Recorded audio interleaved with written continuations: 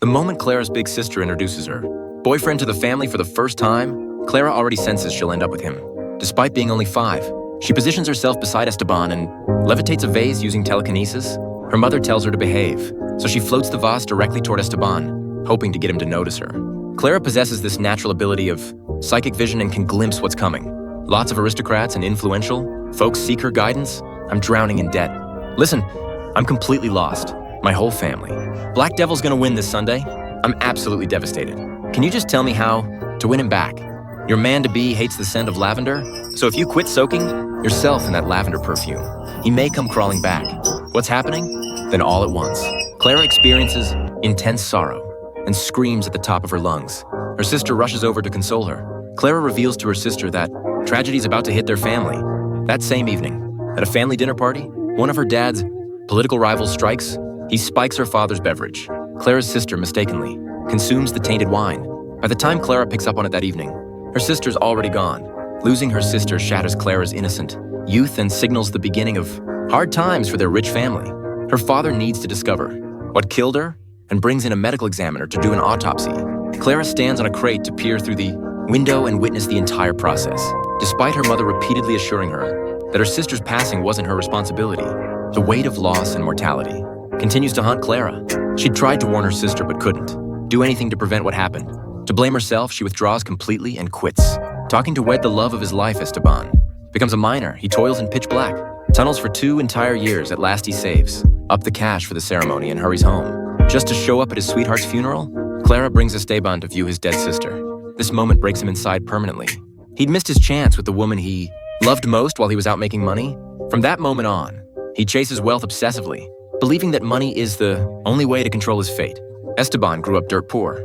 His mom was bedridden most of the time and gave him zero love. His sister, just a child, got stuck at home taking care of their mom. She resented it but couldn't escape family duties and always complained to Esteban, "If only I were born a man, I could get out of here. Lucky I'm not female." Growing up in that harsh world made him ruthless and self-centered. He abandons his sister and mother completely and spends his gold money buying up farmland. He hires tons of native workers and runs the place like a tyrant. Doing whatever it takes, he amasses wealth in no time and builds himself a massive estate. The place is way out in the middle of nowhere, and he's completely alone and miserable. He just grabs a female worker whenever he wants. He sees nothing wrong with it. Workers were his property back then. Every man did this, then he gets bored and leaves. The worker behind and heads to the red light district. Searching for entertainment, the woman immediately hits him up for money. "You've got nerve. 50 pesos. Boss? Seriously, you need that much. Getting transport to the city, an outfit, some fancy shoes, some cologne, and a haircut. I want to become wealthy and well-known." He respects driven individuals and hands her the money she wants. This gesture kickstarts her political journey later on. 20 years pass. Esteban becomes filthy rich, but he's completely alone. The idea that money could buy happiness turns out to be total BS. One day, a letter arrives from his sister, saying their mom passed away and asking him to come back for the funeral. Almost nobody shows up, except kind Clara and her family. By now, Clara's turned into a beautiful woman. Esteban decides to transfer all his love from his dead sister onto Clara. He shows up at her place and proposes. He doesn't care that Clara's mute. Clara's parents let her decide. Unbelievably, the moment they meet, Clara speaks for the very first time. From the very first time, she saw Esteban when she was 5.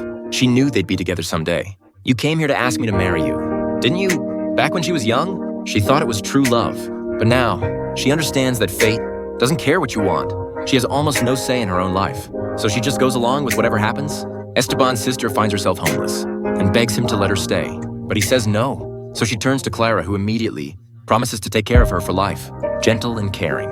Clara thaws out her sister-in-law's frozen heart, and they become best friends, having been isolated forever. The sister's never been close to anyone.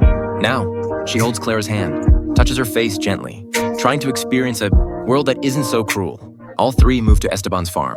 Esteban gives all his love to Clara only. He gives her a priceless green gem bracelet. When Clara makes the table float with her mind, he gently puts it down to bring her back to reality after decades of struggle. Esteban finally gets the happiness he wanted. Aside from his sister's occasional meddling, he's extremely controlling of Clara, thinking she belongs exclusively to him. Writing letters her sister-in-law stays near Clara constantly, and he keeps threatening to banish her if she doesn't back off. The sister's motives aren't pure. Every night she can't sleep, she watches Clara and softly strokes her face. She sees Clara as the divine being nearest to heaven. She even desires to slip into Clara's bed to experience her presence. Sometimes catching Clara with Esteban fills her with envy. She admits her sins to a priest over and over, holding back her emotions and wishing Clara well. Clara gets pregnant soon after. Her folks can't wait to meet their granddaughter who's about to arrive. She tells them to ride the train. Don't drive. But her father won't listen and drives his beat-up car. Only when tragedy strikes due, they discover the brakes were shot.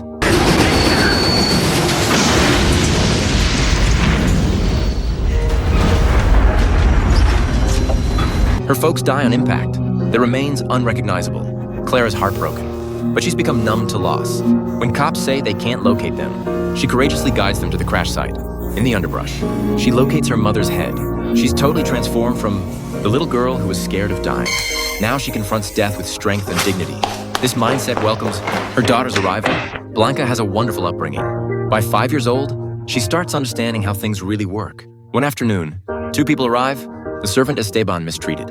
Long ago, and her son. They've struggled to survive and come asking Esteban for help. Get lost. Don't you recognize me? Esteban, by the riverbank. This is your boy. Take a look. I gave him your name. He won't allow his bastard son to destroy his perfect life. Throwing them some cash and shooing them off. Witnessing how his father treats him, the boy develops deep hatred for Blanca. Why does his sister get treated like royalty while he gets crushed? When Esteban and Clara leave, he sneaks onto the property. Planning to hurt Blanca? That's a beautiful dress you're wearing. Come sit next to me so I can touch it. My Aunt Ferula made it for me.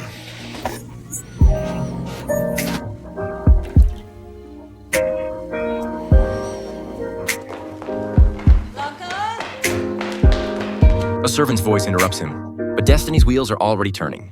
Much later, he still carries deep resentment toward his sister. Clara continues using her abilities to assist people. She educates indigenous people, hoping they could join modern society.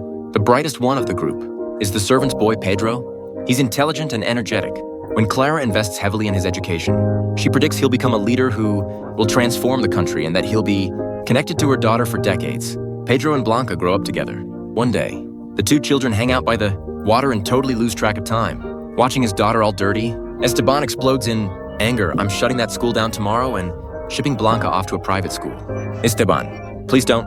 You can't possibly do that. Oh, I absolutely can. I refuse to let my daughter become a peasant.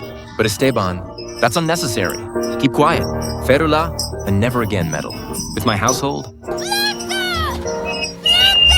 he rules the property ruthlessly and maintains total dominance over his household. He violently severs the children's bond, but Blanca represents the modern generation. She would never bow down to a controlling father she became. A fierce woman just like her mother Clara, Blanca continues writing to Pedro and secretly meets him at the lake each summer. Her passion empowers her, even willing to leap from the second story in the dead of night.